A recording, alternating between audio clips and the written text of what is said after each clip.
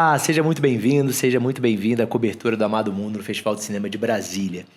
Como eu contei na semana passada, a gente ao longo dessa semana vai conversar com cineastas, atores, atrizes, roteiristas, autoridades que são envolvidas na formulação de políticas públicas do nosso audiovisual. E a estreia com uma pessoa cuja obra e história eu admiro muito, uma honra entrevistar Lúcia Murat. Obrigado por ter topado conversar com a gente. Obrigada pelo convite. A Lúcia está numa dupla função aqui em Brasília. Primeiro, ser homenageada recebendo o prêmio Leila Diniz, só apenas, e também como integrante do júri, o que certamente vai impedir ela de comentar, fazendo juízo de valor sobre os filmes que ela vai julgar. Mas a gente pode conversar um pouquinho sobre a programação do festival. Lúcia, obrigado demais. Queria te perguntar, iniciar nossa conversa perguntando sobre a Leila. Assim, o que foi a Leila para a sua geração? Você lembra onde você estava? Eu sei, mas você lembra do momento da morte dela? Queria te pedir para começar nosso papo por aí. Eu fiquei muito emocionada quando eu soube qual o prêmio que eu ia ganhar, né? Porque a Leila foi o ícone da minha geração, né? Era uma figura incrível e eu realmente... Eu estava presa numa cela na Vila Militar, num quartel, e com a Abigail Paranhos, que também estava presa comigo, numa cela muito pequenininha, que não tinha luz, não tinha janela, tinha luz elétrica o tempo todo. Quando a gente soube do falecimento da Leila naquele acidente, e foi incrível, porque a gente, duas mulheres duronas, né? Nós choramos muito, né? Porque era uma sensação de que a gente estava de novo perdendo a liberdade, né? Sim. Foi muito impactante, assim, muito terrível mesmo, muito jovem. Agora, a Leila, ela tinha um enfrentamento à ditadura pelo comportamento, né?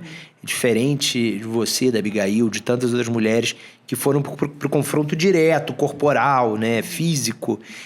Você, naquele momento, tinha a sensação de que era uma das suas ali? Ah, sim, claro, porque eu sou geração 68. Geração 68 foi muito uma mudança de comportamento, né? A classe média até aquele momento, as jovens de classe média se casavam na igreja virgem. 68 é quando a pílula chega, liberdade sexual. E tudo isso era feito, digamos assim, de uma maneira um pouco clandestina, né? Tinha muitas brigas com os pais, claro, porque os pais não conseguiam entender o que estava acontecendo. E ela representava essa mudança de comportamento publicamente. Quer dizer, não é à toa que ela se torna um ícone, né, dessa Sim. geração, porque ela representava uma coisa que a gente fazia um pouco escondido, né? Sim. Então, ela era isso, quer dizer, aquela mulher que... Eu me lembro que eu era criança, morava em Copacabana, as únicas grávidas que eu vi barriga de grávida eram as gringas que chegavam, e todas as crianças ficavam falando, olha, olha, olha. Quando a Leila apareceu, porque até aquele momento as mulheres grávidas usavam um baby doll, olha que ridículo. Quando a Leila apareceu grávida na praia... Cara, foi uma ovação, né? Foi incrível. A entrevista dela no Pasquim, quer dizer, a gente falava palavrão, imagina, pessoas de classe média falarem palavrão. Ela detonou ali direto, né? Era Sim. asterisco para tudo que é lado, né?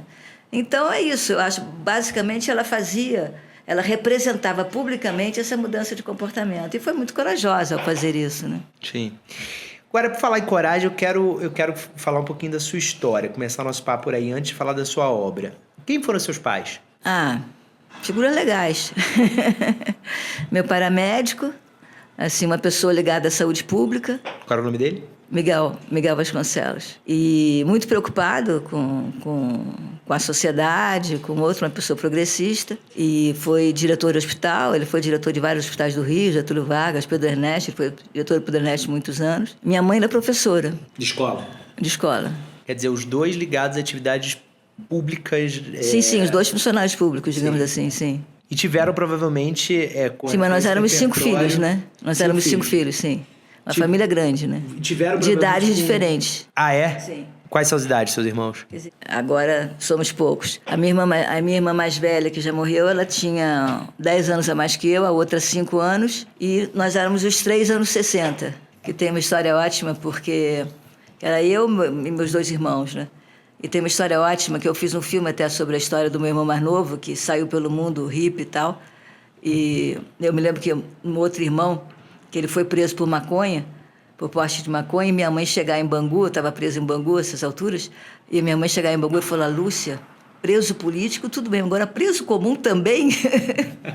Em suma, nós somos a geração anos 60 que botou aquela família de classe média para quebrar, né? Sim. E eles para usar uma terminologia da época, eles transavam bem isso? Não, claro que não. Quer dizer, mas se adaptaram, né? Se adaptaram porque eram pessoas legais e amavam os filhos e ficaram do nosso lado, né? Como que começa o seu interesse pelo cinema, assim, como espectadora primeiro? Qual é a sua memória da Lúcia criança, do primeiro filme, ou adolescente?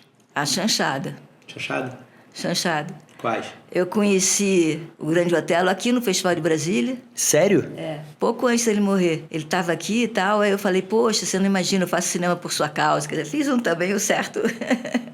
Mas foi tão bonito.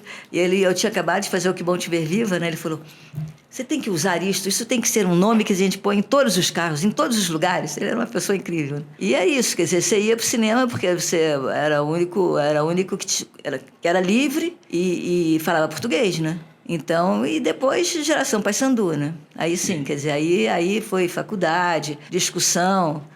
E aí era cinema e discussão política, né? Que andava muito junto, né? Sim. A gente saía do Paissandu e ia para o bar da esquina. A discussão era tão igual, importante ao filme, né? E nesse ponto tem muitas semelhanças da geração 68 no mundo todo, né? De combinar as duas coisas. E você, quando você entra para a luta armada, né? Você participa do enfrentamento direto à ditadura. Ali você tinha já uma clareza de que você queria seguir uma carreira no cinema? Ou ainda não? Era uma coisa que... Não. Ali eu estava achando que eu ia fazer a revolução. Totalmente. Sim, ia morrer ali, ou viver, em suma, era isso. Nem como um projeto, não. Como foi depois que você fez o primeiro filme com 41 anos, né? Por incrível... Não, tinha um pouco menos, eu acho. Não tinha 89, 39? Não foi? Acho que foi 89. Você é de 48? Não. O filme saiu em 89, sim. Mas não foi o primeiro filme também, foi o segundo. O primeiro filme foi Pequeno Exército Louco, que eu comecei a fazer em 78. Tá certo, então você tinha 10 anos menos, né? Mas aí voltando àquela época, a sua visão de mundo ali é que realmente você ia viver... Não, por incrível que pareça, a faculdade que eu fiz foi economia. Sim. Bom, mas também a revolução tinha que ter economistas, né? E nesse sentido... Mas tem muitas pessoas de esquerda que fizeram economia, muitas, né? A frente de esquerda na Faculdade de Economia, na época não era o FRJ, hoje é o FRJ, mas chamava-se Universidade do Brasil, eu acho. E não, era muito grande. Eu me lembro que eram 60 pessoas, a chamada frente de esquerda, entendeu? Que ia para as passeatas e tudo. Carlos Lessa era dessa época? Carlos Lessa, sim, era professor. Maria da Conceição. Sim. Quer dizer, foram demitidos, eu acho que foram demitidos mais 5, né? Sim. Acho que ela não chegou a ser, não. Ele sim. Ele foi... Ela trouxe ele... Eu não estou me lembrando direito, mas isso eu conhecia, quer dizer, fui meio aluna deles, né? Sim. Não, e era diferente, porque você não estava ali para fazer econometria, entendeu? Era uma economia política, né? A ideia era economia política mesmo, né? Mas eu sempre gostei muito de literatura e gostava muito de matemática. E, de repente, juntou essas duas coisas e eu fui parar na economia, né? Mas depois, quer dizer, com a história da clandestinidade, da prisão, eu fiquei presa quase 4 anos. Quando eu saí, era muito difícil voltar, depois dessa experiência de vida. Tão difícil, era muito difícil voltar para a economia, entendeu? Voltar. Eu me lembro que um professor meu de matemática chegou a me oferecer emprego e tal, e eu não consegui voltar, entendeu? Aí eu já realmente queria trabalhar sobre outras coisas, queria escrever e tudo, e fui ser jornalista. Quando eu saí da cadeia, nos primeiros anos, eu trabalhei como jornalista, né? Ainda muito difícil, porque foram uns 2, 3 anos antes da anistia, e meu nome todo é Lúcia Maria Moraes Vasconcelos, eu tinha que escrever com o nome de Maria Vasconcelos. Olha. Como eu era conhecida por Lúcia Moraes, tinha esse subterfúgio. Sim. E aí depois da anistia, não, né?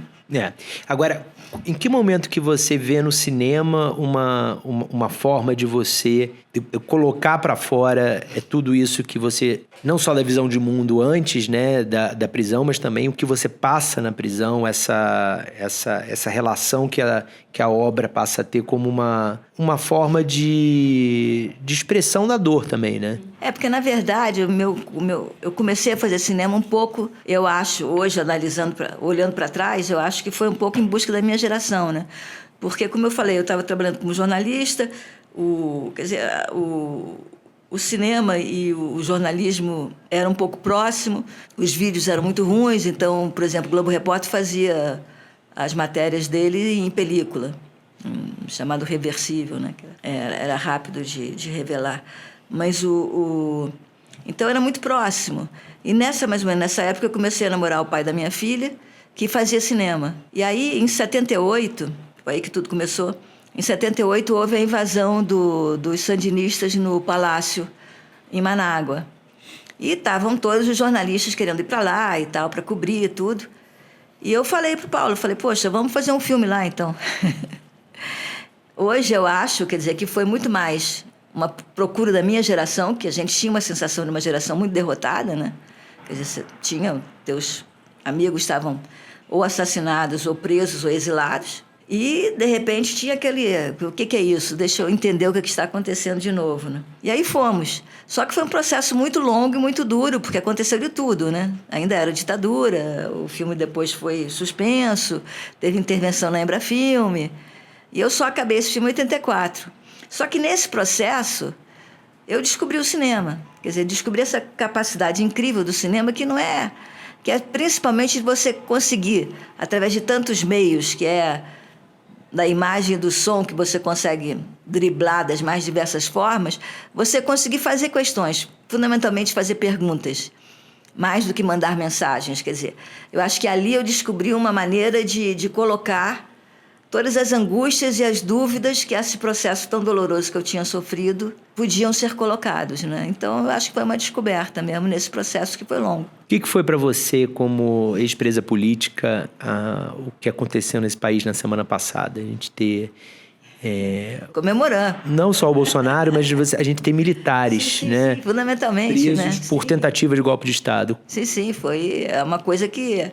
Um dos absurdos desse país é a impunidade, né? E teve a impunidade, quer dizer, os meus torturadores nunca foram presos, né? A gente tentou.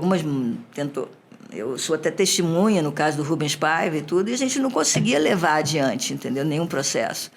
Então, eles nunca foram punidos, né? Torturaram e mataram, né? Vários desaparecidos, eles são responsáveis e nunca foram presos. Nunca foram julgados. Então, o fato de você conseguir pela primeira vez nesse país dá uma esperança muito grande, né? Porque eu acho que foi essa impunidade, quer dizer, histórica que a gente tem, quer dizer, porque foi com a escravidão também, foi eterna, essa impunidade eterna que a gente tem com os responsáveis, né? Pela violência, pela desigualdade, que permite que hoje, quer dizer, que a tortura que existiu na minha época para os presos políticos continue existindo em todas as delegacias. Então, porque existe impunidade. Esse delegado se acha no direito de torturar o preso, entendeu? Se tivesse havido punição, ele não se sentiria tão tranquilamente capaz de torturar presos. Então, eu acho que essa impunidade se deve a essa falta de julgamento. E essa semana, pela primeira vez, eu acho que o país teve um avanço incrível, né? Um avanço institucional. Né? Um avanço institucional, histórico, né? Porque eu acho que ali fica muito... No primeiro momento, as pessoas pensam muito na... No dia que eu recebi o prêmio, que foi ontem, né? Eu, no final do prêmio, dediquei às mulheres, a Abigail, que estava presa comigo, que também já se foi, a todas as mulheres que lutaram e tal. Mas, no final, eu falei, teve uma mulher essa semana que é maravilhoso, né? Maravilhoso. O voto decisivo, o voto de virada ter sido feito por uma mulher. Com certeza, com certeza. Eu acho que a briga política acaba mascarando, num primeiro momento, essa importância histórica, né? Fica muito uma coisa, é o Bolsonaro. Mas não é sobre o Bolsonaro aquilo, né? Até porque eu acho que tem muitas pessoas que ainda sentem que o Bolsonaro tem uma dimensão de contas para pagar, de crimes para responder muito maior. Começar pela pandemia, tem nada da pandemia que está sendo endereçado, né? Agora, historicamente, para o país, sem dúvida, é um marco muito grande. Mas dá para dizer que o país aprendeu ou ainda é uma maratona isso? Acho que ainda é uma maratona mesmo. Ainda é uma maratona. Quer dizer, eu acho que a gente tem, assim, nas pesquisas recentes que foram feitas, você tem uma maioria a favor da punição, o que é um avanço, comparado com 2, 3 anos atrás, entendeu? Mas ainda tem muito que se educar, tem muito que se discutir, tem muito que se fazer cinema, fazer arte. E eu ia te perguntar isso, qual o papel do cinema nessa construção de memória? Quer dizer, eu não acredito que o cinema mude o mundo, entendeu? Mas o cinema é capaz de informar e formar consciências, né? E nesse sentido ele pode avançar com muita coisa, né? Você disse uma vez que o Brasil não tem memória. Ainda acha? Eu acho que é um problema que a gente tem, sim. Eu fiz um filme chamado Ana Sem Título, que eu fiz um road movie da América Latina, e é impressionante. Você chega no Chile, chega na Argentina, você tem Museu de Direitos Humanos. Aqui não tem nada, entendeu? Então, eu acho que é uma coisa que a gente está lutando para transformar o DOPS no Rio de Janeiro no museu, não consegue, entendeu? Está lutando para transformar a Casa da Morte de Petrópolis no museu, em suma, que ela já conseguimos, foi tombada agora. Mas é tudo uma luta, entendeu? Porque é isso, quer dizer, eu fiz o meu penúltimo filme chamado Mensageiro, a gente conseguiu uma coisa muito legal, que foi um apoio para levar o filme para alunos de ensino médio do interior do estado do Rio. Então era impressionante, entendeu? Porque é um filme sobre ditadura e que eu fiz muito em função da polarização, a partir de um fato real que tinha acontecido comigo. Qual? Um soldado que no doicode levou uma mensagem para minha mãe e que foi fundamental para minha família porque eu era dada como desaparecida, né? Sim. Então, e aí eu fiz, quer dizer, desenvolvi uma ficção, né? Quer dizer, mas é a partir de um fato real. E quando a gente discutia, a gente desenvolveu esse projeto em várias cidades do interior e os alunos, assim, que estão acostumados a ver o quê? Quer dizer, não estão acostumados ao cinema, porque eles não têm dinheiro para o cinema, vêm pela televisão blockbuster, filme de ação e tal, ficavam um pouco assim. E no final, as expressões eram muito legais, que eles diziam assim, não, a gente aprende ditadura, é uma página do livro de história, quando aprende. Aqui não, aqui a gente vê como foi. É isso, quer dizer, você consegue levar, além das palavras, você consegue levar o horror, né? Eu acho que isso é que as pessoas têm que... Quer dizer, isso é que eu acho que essa memória tem que ser feita ainda, tem que se entender que a ditadura é um horror. E tem que ser repetida, né? Repetida, né? Pelas gerações, né? Pelas gerações. Eu fui uma criança que com 6 anos os meus pais deixaram assistir Os Rebeldes. E aquilo foi maravilhoso, eu acho, para mim, para minha irmã, construção mesmo como cidadão, porque primeiro que a minissérie é maravilhosa, né? E segundo, eu acho que aquilo é uma aula, né, dramatúrgica, com dramaturgia, é uma aula empacotadinha do que foi aquilo, né? Então, e aí depois eu fui rever ao longo da vida, tem até o box, e eu ainda estou aqui, e vários filmes seus, né, de vários cineastas, eu percebo que fazem esse papel que o aluno te falou, né, de sentir que isso o livro de história não passa. Isso só o livro de história não passa. A gente tem que minimamente sentir, e é um mundo completamente diferente do que muita gente vive no Brasil, não de todos, porque tem muitos que vão para a delegacia e saem mortos, né, como você falou, ou estão presos em condições completamente absurdas. Aliás, esse final de semana eu fiz um comentário que o Bolsonaro tem que celebrar que ele está sendo preso numa democracia. É verdade. Ele não vai... As pessoas vão saber onde ele está preso, ele vai ter direito à visita, né? Lúcia, vamos falar de cinema. Como é que você enxerga a presença das mulheres no cinema brasileiro hoje?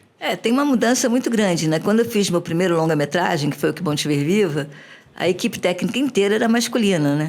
Isso te dava uma necessidade também de fazer cara feia e tal. Então, você não tinha liberdade, né, de atuar, porque... Para mim até era um pouco mais fácil nesse sentido, porque como eu tinha sido presa política, as pessoas tinham um certo medo de mim. Então, fazia uma cara feia, a moçada lá da pesada encarava, tudo bem. Mas você é uma diretora durona? Hoje em dia eu acho que não. Não? Acho que no início... Não parece nem um pouco, você é toda sorridente, assim, não te imagino num set sendo... Dando os gritos. Mandona, dando os gritos, não.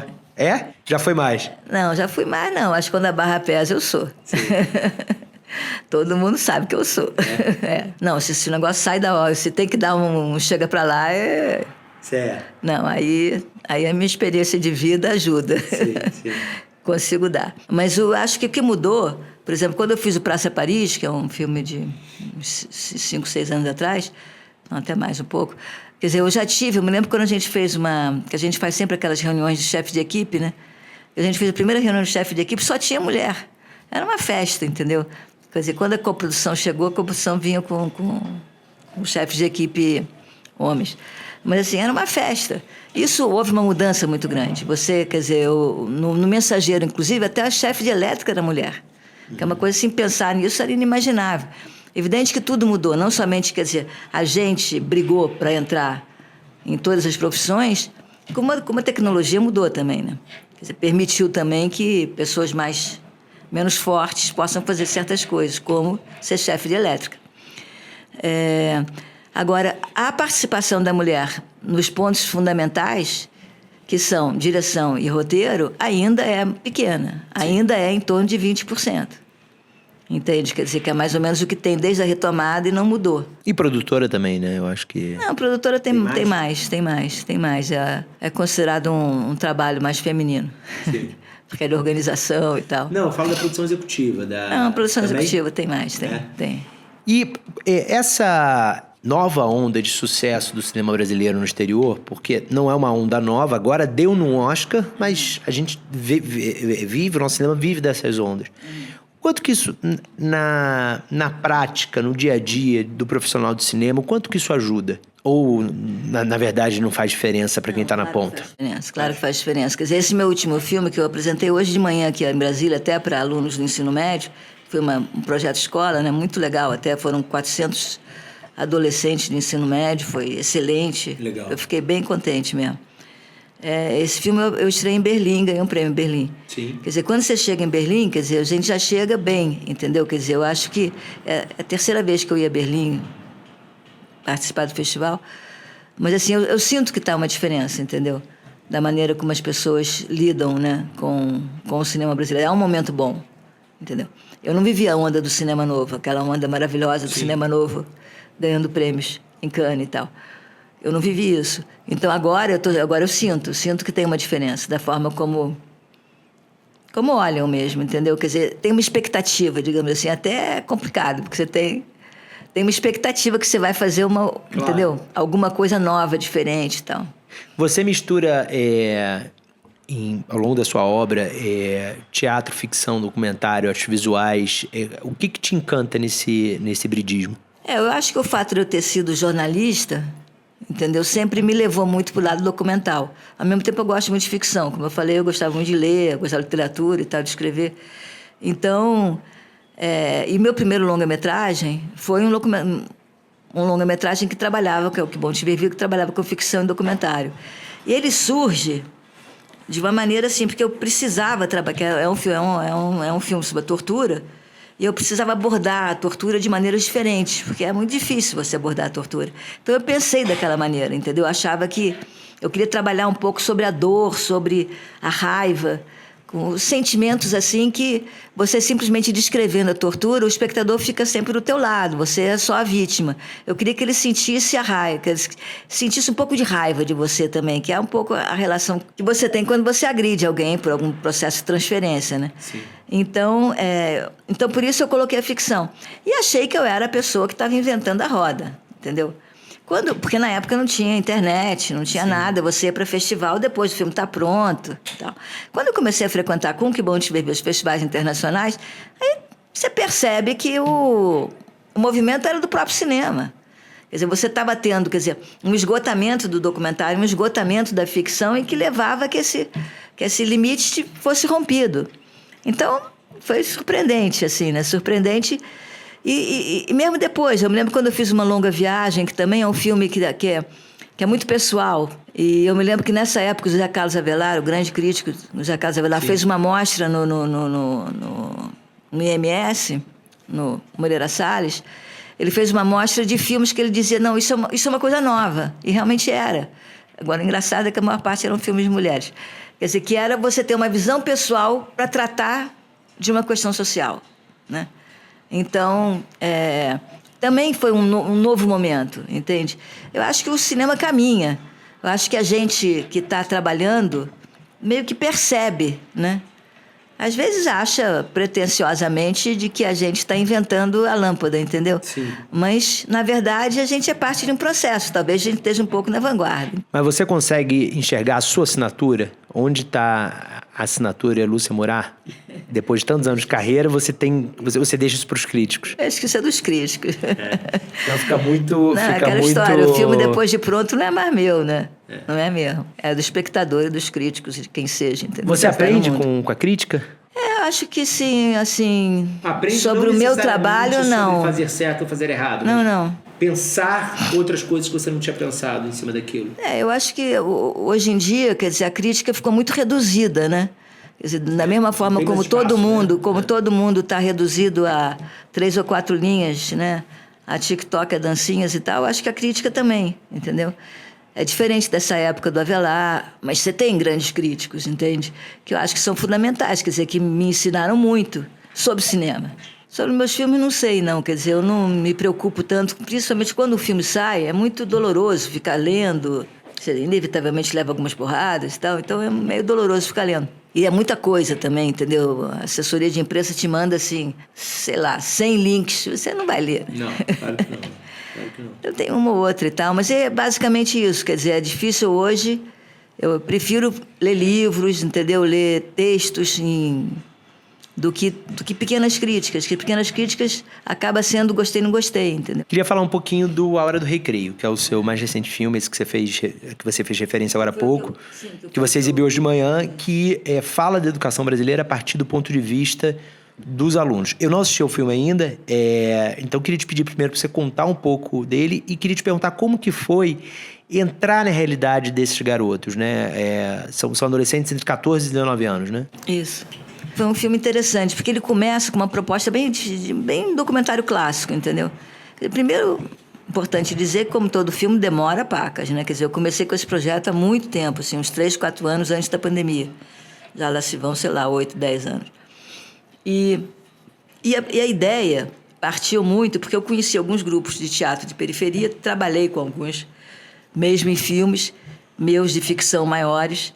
E a maior parte desses filmes de ficção maiores usa esses grupos de teatro sempre no papel... Eles desempenham um papel de bandido, né? E isso é muito ruim, porque cria um clichê como se toda pessoa pobre de favela vai ser um bandido, entendeu? Claro. Então, quer dizer, a partir dessa experiência, que é muito boa, que eu tive com eles, eu queria fazer alguma coisa que desse a palavra a eles. Quer dizer, não necessariamente com as pessoas com quem eu trabalhei, porque já estão velhos, né? Babu Santana já está. Mas, em suma, a ideia de dar a esses adolescentes uma voz, entende? Porque eu sabia que eram articulados, porque eu sabia que eram importantes e porque eram articulados mesmo. Então, essa começou com uma ideia um pouco clássica. O problema é que começou a acontecer uma série de problemas típicos da nossa sociedade, com uma operação policial que impediu a filmagem, com uma secretaria que me impediu de filmar, entendeu? E aí eu tive que ir adaptando. E como eu também faço filme de ficção, eu conseguia criar coisas diferentes de maneira que, tudo bem, se eu não posso fazer isso dentro do documental, eu vou criar uma outra história. Eu acho que o filme ficou até mais interessante, porque a gente colocou no filme todas as dificuldades que a gente encontrou, entendeu? Sim. Não somente colocou dizendo, como criou alternativas. E essas alternativas são interessantes, entendeu? Legal. Então, quer dizer, a ideia era você ouvir esse adolescente sobre questões como racismo, violência, feminicídio. E também, desde o início, eu pensei em trabalhar com Clara dos Anjos, do Lima Barreto, que é um livro escrito no início do século XX, e ver como esses meninos hoje veem aquela história de um abuso, de uma menina negra e tal. Então, era para contrabalançar, né? E o que teve de interessante também nessa parte final, que quando a gente fez a primeira leitura... Primeiro, eu trabalhei com 3 grupos diferentes, né, de teatro de periferia. Com o Nós do Morro, do Vidigal, o Vozes, do... Vozes da Comunidade? Não, Vozes é do Pavão Pavãozinho. Tá. PPG, quer dizer, Pavão Pavãozinho. Tá confundindo com Vozes da Comunidade do Complexo Alemão. Não, Com o jornal. Não. E com Arteiros, que é da Cidade de Deus. Certo. Então, a gente foi nesses grupos todos e selecionamos pessoas para trabalhar, né? A gente estava nesse processo quando a gente acabou filmando em 2 momentos, porque quando aconteceram as dificuldades. Aí a gente parou a filmagem, porque a gente foi impedido de filmar no lugar que a gente queria, o outro, a operação policial impediu. Falei, não, então vamos suspender e ver o que a gente pode fazer. E aí, nesse processo de seleção, por exemplo, além de selecionar as pessoas que fariam o Clara dos Anjos, a gente falou, não, vamos selecionar também quem... Porque numa dessas escolas, a gente ia criar que é uma escola exatamente perto do Complexo do Alemão, na base do complexo, que vive muito operação policial. Nessa escola, a ideia era usar os alunos e fazer alguns exercícios teatrais sobre a operação policial. Certo. Foi impedido, a gente não conseguiu filmar na escola. E aí, quer dizer, falamos, não, então vamos como todos esses meninos e meninas têm a vivência da operação policial, vamos selecionar quem trabalha corporalmente. E aí a gente criou umas performances. A gente não, eles que criaram, né? Não, foram eles mesmo, quer dizer, o João Vitor, que é o diretor do Voz, que foi quem coordenou essa parte da performance, a gente começou fazendo os exercícios e tal, que ele faz normalmente, exercícios teatrais, e depois ele fez uma coisa muito interessante, ele dividiu os grupos em grupos de 4, sendo que ele misturou arteiros com vozes, com... Legal. Entendeu? Para nego encarar alguém diferente. Aí a gente dava, sei lá, meia hora. Daqui a meia hora vocês apresentam alguma coisa sobre como vocês se sentem numa operação policial. E aí eles apresentavam. Aí a gente foi trabalhando. Isso tudo? Não. Ensaio. Isso tudo ensaio? Ensaio, tá louco? Tá. Não, a gente trabalha. Não, eu achei que isso era parte do filme. Não. A gente ensaiou. Ensaiado. Isso tudo ensaiado até a gente chegar no que a gente achava legal e tal. E o Clara dos Anjos também teve isso. A gente fez a primeira leitura com os meninos que iam fazer os papéis e tal, tinham sido selecionados. E foi uma tragédia, porque é um texto do início do século XX. Sim. Obviamente ninguém conseguia falar o texto, entendeu? Era uma coisa totalmente artificial. Aí eu falei, cara, eu sou uma idiota, isso não vai ser possível, é uma ideia errada e tal, não sei o que. Não. Na segunda leitura, eles começaram a brincar e a fazer humor de palavras, de situações e tal. Falei, cara, é isso aí. Eles deram a dica também, entendeu? Sim. Então, além da coisa que eu queria fazer, que era uma discussão formal numa sala de aula sobre como eles se sentiam hoje e diante daqueles personagens, a gente fez ensaio e teatro.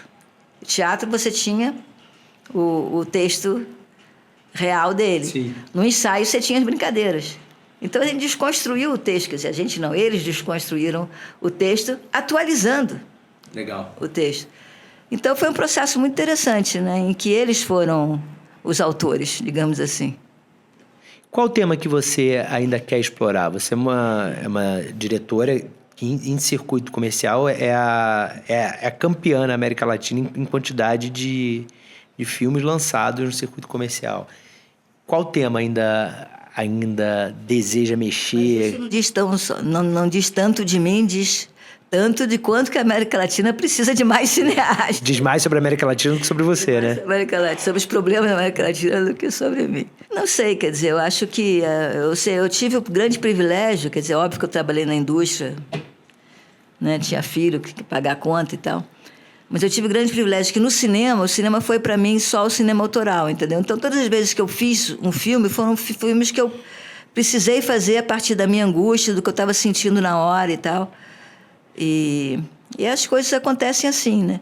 É evidente que a gente tem vários pequenos projetos, uns acontecem, outros não, é difícil. Esse projeto, por exemplo, tem muito tempo que eu estava com ele, já tinha começado, tinha feito pesquisa e tal, e aí não saía, não era aprovado, não saía, e finalmente, quando saiu, acabou acontecendo todo esse processo novo também que eu falei, né? Então, não tem um tema específico assim, não. Acho que as coisas surgem, né? O Mensageiro, por exemplo, foi um filme que, a partir do fato que aconteceu comigo em 1971, e que eu tinha quase que esquecido. Com o bolsonarismo, com a polarização, eu falei, cara, a gente precisa conversar sobre isso. Sim. Sobre também, em meio ao horror, você tem uma pessoa que tem um lance de humanidade, entendeu? E, ao mesmo tempo, sobre a questão da impunidade. Então, foram duas coisas que me levaram a fazer esse filme. E é isso, quer dizer, eu acho que depende muito dos acontecimentos para eu me interessar por um tema. Se eu fosse escrever uma carta a um jovem cineasta, o que você diria? Acredito em você, né? Acredito em você, como disse minha filha. Minha filha, eu fiquei muito orgulhosa. Primeiro entrevista que ela deu quando ela fez o primeiro filme dela, perguntaram para ela exatamente o que sua mãe, o que você aprendeu com a tua mãe. Ela falou: a ouvir não. Olha. E é isso, quer dizer, eu acho que a persistência, né? E acreditar na sua proposta, né? E não abrir mão por causa de circunstâncias, né? É difícil um artista no Brasil não ser resiliente, né? Tem que ser, né? Muito obrigado, Lúcia, pelo seu tempo, pela generosidade das respostas. Você já deve ter ouvido isso, mas é delicioso falar com uma pessoa que está sempre sorrindo. Você está sempre sorrindo, isso é... Nunca ninguém tinha falado. Não? Mas você está sempre sorrindo. E considerando a tua história e o que você passou tão jovem, é ainda mais notável. Obrigado demais pelo seu tempo. Bom trabalho essa semana assistindo ao que você vai ter que julgar. E parabéns pelo prêmio. Obrigada. A você, obrigado por ter acompanhado essa entrevista. Se você não está inscrito no Amado Mundo ainda, se inscreve, ativa as notificações para você não perder nada da nossa cobertura do Festival de Cinema de Brasília. Essa cobertura tem o apoio do YouTube.